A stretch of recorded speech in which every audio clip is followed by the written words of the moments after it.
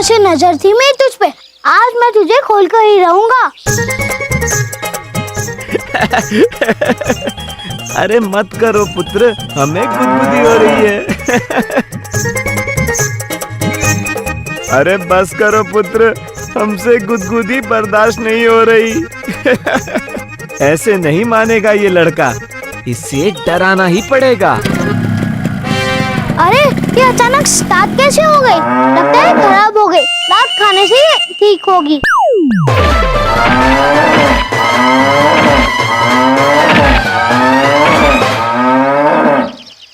महेश, पुत्र महेश, क्या हुआ? महाराज देखिए ना इस बबलू पुत्र को, मुझे कभी गुदगुदी कर रहा है, कभी मार रहा है। वाह बबलू पुत्र वाह, बहुत अच्छा काम कर रहे हो। महाराज देखिए ना। चित्रगुप्त जी। बबलू पुत्र, आप हमारी बाइक के साथ क्या कर रहे थे? मैं इसे खोलकर ठीक कर रहा था मामा जी। किंतु पुत्र, जो वस्तु खराब हुई नहीं है उसे ठीक कैसे करेंगे आप? गलत टाइम पे आ गए मामा जी, बाद में खोल लूंगा इसे। ठीक है मामा जी।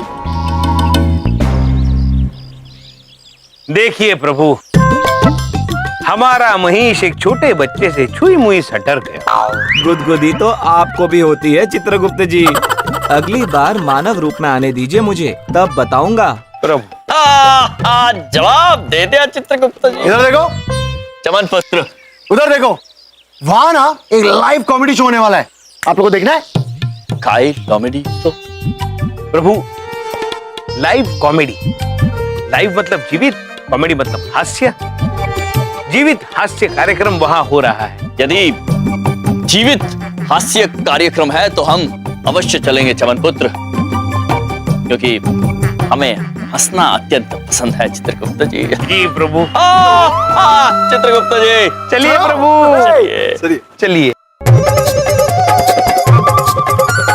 शुरू होने वाला है कॉमेडी शो, देखो।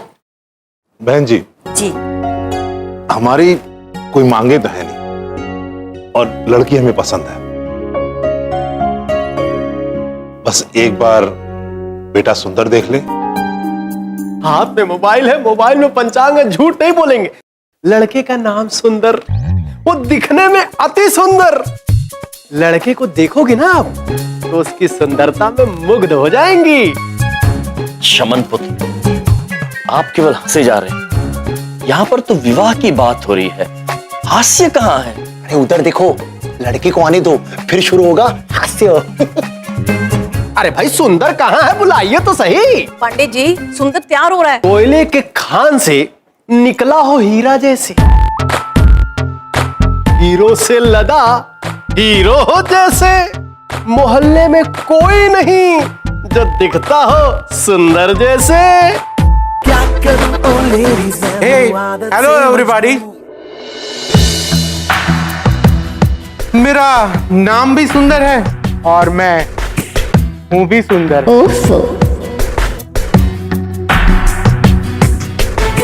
चमन पुत्र, इसमें हास्य कहाँ है? अरे ये सुंदर नहीं बंदर है, फिर भी इसका घमंड देखो। सुंदर बंदर है चित्रगुप्त जी। बेटा सुंदर, ये है उर्वशी। अच्छा।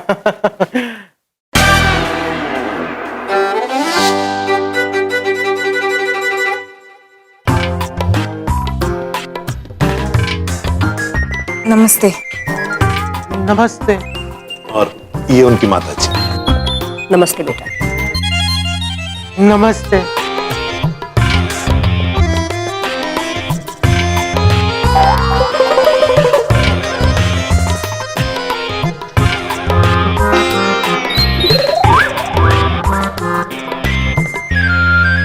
देखिए बहन जी, लड़के लड़की ने एक दूसरे को तो देख लिया, अब आगे जो कुछ भी होता है हम आपको फोन पर बता देंगे। ठीक है जी, हम चलते हैं। नमस्ते।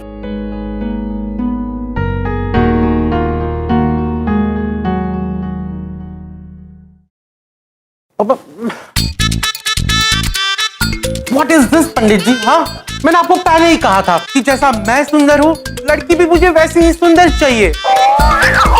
मेरी सिर्फ 3 ही डिमांड है। लड़की गोरी होनी चाहिए, पतली होनी चाहिए और सुंदर होनी चाहिए। चमन पुत्र, लेकिन इसमें हास्य कहाँ है? अरे ये जो सुंदर है ना, ये फेमस है हर लड़की को रिजेक्ट करने में। पंडित जी ने एक लड़की नहीं छोड़ी होगी इसको दिखाने के लिए, पर फिर भी ना ये सबको मना करता रहता है। पता नहीं अपने आप को कहाँ का हीरो समझता है। देखो तो इसको। हाथ में मोबाइल है, मोबाइल में पंचांग है, झूठ नहीं बोलेंगे जजमान। इनके कुंडली के मुताबिक अगर अगले 2 दिन के अंदर विवाह ना किया गया तो अगले 2 साल तक कोई चांस नहीं है।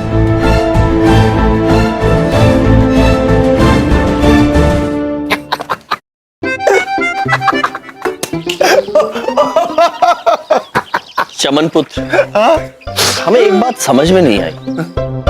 सुंदर पुत्र को उर्वशी देवी सुंदर क्यों नहीं लगी? वो गोरी नहीं थी ना। क्या?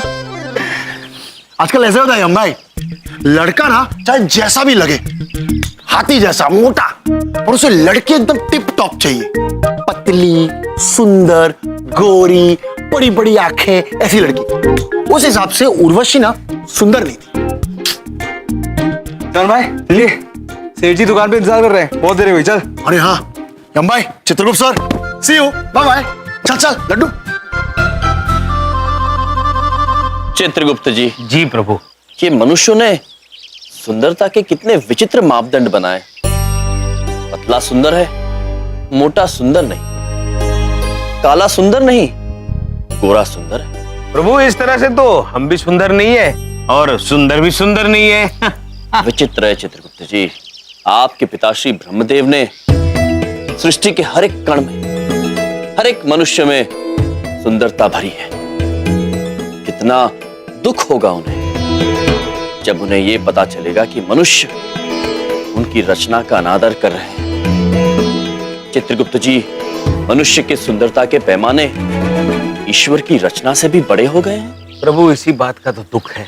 दुख तो हमें उन देवी के बारे में सोचकर हो रहा है जो अत्यंत सुंदर है, किंतु मनुष्य उनकी सुंदरता को पहचाना नहीं। भैया, किसकी सुंदरता कौन नहीं पहचान रहा है? बिंदिया बहन, आप उर्वशी देवी को जानती हैं? हाँ, वो ना जिसकी अम्मा हमेशा उसकी शादी को लेकर परेशान रहती हैं। तो क्या आप हमें उनसे मिलवा सकती हैं? काहे? हम उनसे ये कहना चाहते हैं कि वो अत्यंत सुंदर है और उनके आत्मसम्मान को उजागर करना चाहते हैं। अरे वाह, ये तो बहुत ही अच्छी बात है। चलिए भैया, हम ले चलते हैं आप। आइए। चलिए। कितनी बार तुमको बोले हैं कि क्रीम मुंह पे लगाया करो, अपनी बात मानती ही नहीं हो। अरे गोरा होने का क्रीम है, समझती काहे नहीं है? माँ, 1 हफ्ते से हर रोज यही क्रीम लगा रही हूँ, लेकिन कोई फर्क ही नहीं पड़ रहा है, तो मैं क्या करूं? अगर तू गोरी नहीं होगी तो कौन करेगा तुझसे शादी? एक क्षण देवी।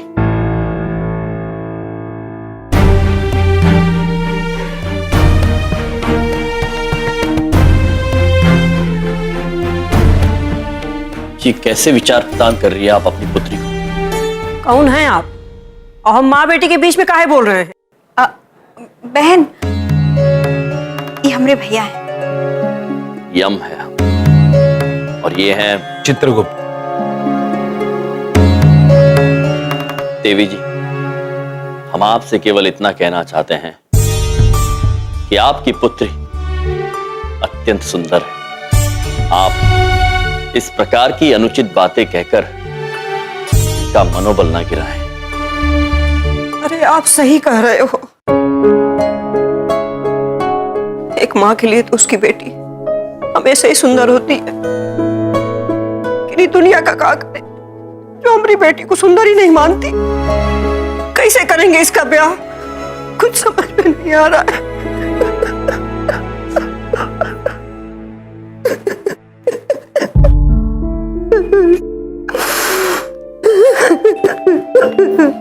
बहन, आप रोइए मत, आप आइए हमारे साथ।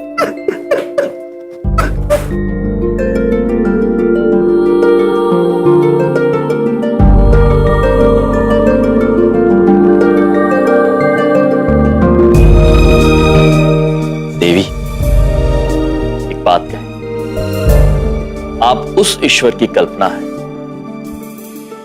जिन्होंने इस सृष्टि की रचना बड़े प्रेम से की।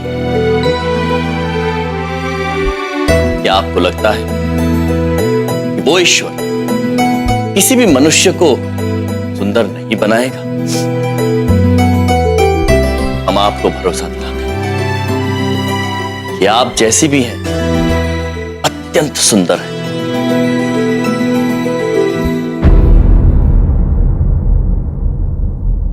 प्रभु,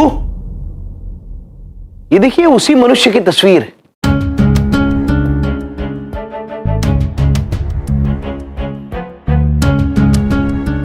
प्रभु, मैं सारी उम्र चंद्रपुरी दिल्ली में यमराज का रोल करने के लिए इस तरह का बनकर घूमता रहा, क्योंकि मुझे यमराज जैसा दिखना था। लेकिन प्रभु, आप ऐसे दिखते हैं। देवी जी, इस चित्र में जो मनुष्य है वो आपके कौन लगते हैं? ये मेरे पिताजी है। पिछले साल ही इनका देहांत हुआ। इनकी बड़ी इच्छा थी कि मेरी शादी देखें, पर अब तो मैंने उम्मीद ही छोड़ दी है कि मेरी कभी शादी भी होगी। देवी, हम आपको वचन देते हैं कि आपके पिताजी की इच्छा अवश्य पूर्ण होगी। आपका विवाह अवश्य होगा, और उसी सुंदर के साथ होगा जो आपकी सुंदरता पहचानने में असमर्थ है। लेकिन कैसे? आप कैसे समझाएंगे उन्हें? सुनने में आया है कि अगर अगले 2 दिन में उनका रिश्ता नहीं हुआ तो अगले 2 साल तक नहीं होगा। प्रभु, समय वाकई कम है। आपको जल्दी ही कुछ करना होगा, आपकी लीला दिखानी होगी।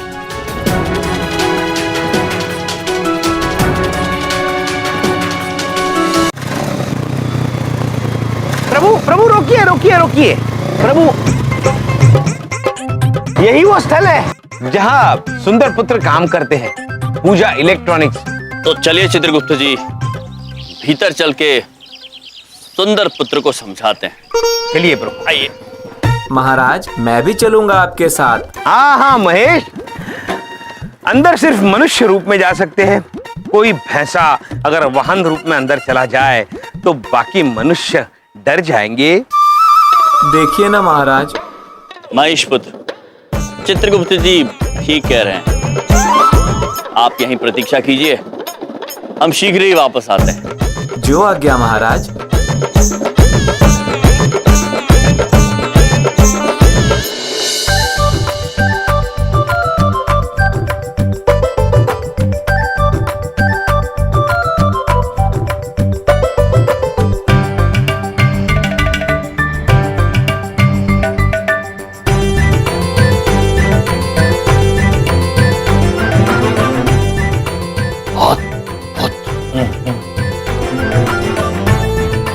प्रभु, ये देखिए चलचित्र दिखाने वाले कितने सारे टीवी, और सब जगह एक ही चलचित्र चल रहा है। अद्भुत है चित्रगुप्त जी, कितने भिन्न भिन्न किस्म के यंत्र है यहाँ पर। हाँ प्रभु, ये जगह तो बहुत अच्छी है। आइए आगे चलते हैं। चलिए। महाभारत वाले एक्टर लगता है शूटिंग से सीधा शॉपिंग पर ही आ गए। नमस्ते।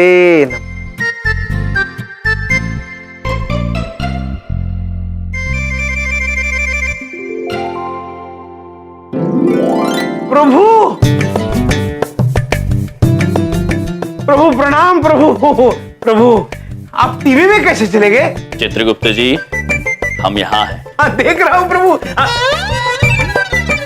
प्रभु, आप यहाँ भी हैं, आप वहां भी हैं। अद्भुत, अद्भुत है ये तो। हम दोनों जगह हैं।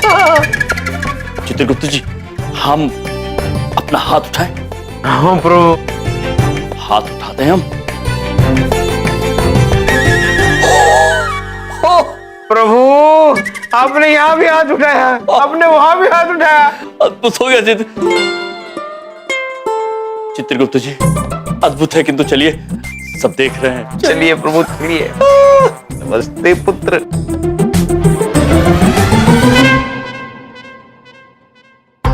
प्रणाम।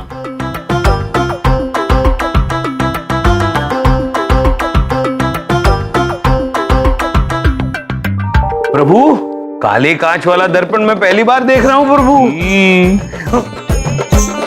चित्रगुप्त जी जी ये हमें मायावी लगता है। हमने आज तक ऐसा दर्पण नहीं देखा है जिसमें हमारा प्रतिबिंब छोड़कर बहुत कुछ दिख रहा है। छोड़ दीजिए इसे चित्रगुप्त जी। जी प्रभु।